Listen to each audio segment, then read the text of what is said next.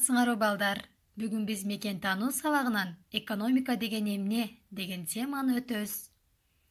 Экономика деген сөздү биз балдар радиодон, телеберүүлөрдөн дайым эле угуп келебиз.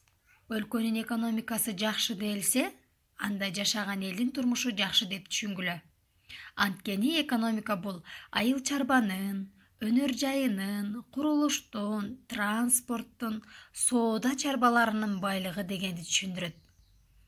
Эгерде мисалы чарбалардан мисал алып келсек, эгер тигүүчүлүк цехтерибиз өтө көп болуп, аябай жакшы иштеп, көптөгөн кездемелерден жакшы нерселерди тигип, башка өлкөлөргө таратып сатып жаткан болсо, демек биздин экономикага оң таасири тийип жатат. Экономикабыз байып атат, мамлекетибиз байып атат деп түшүнөбүз. Ал эми транспортторубуз жакшы жүрүп, авиакаттамдарыбыз тынымсыз иштеп турса, айыл чарбада дыйканчылыктарыбыз жакшы болуп, түшүмдөрү мол болуп жатса, курулуш иштери жүрүп, чоң имараттар курулуп, көп кабаттуу үйлөр, ишканалар курулуп жатса, бул демек биздин экономикабыз эң жакшы деген түшүнүктү берет.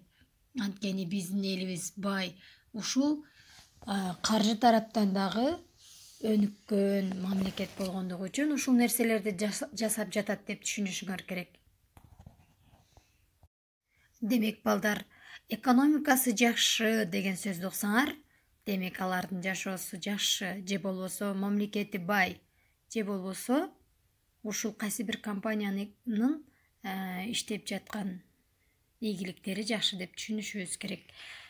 Ал эми күйүүчү майлар, бензин менен иштөө кайсы чарбага кирет балдар?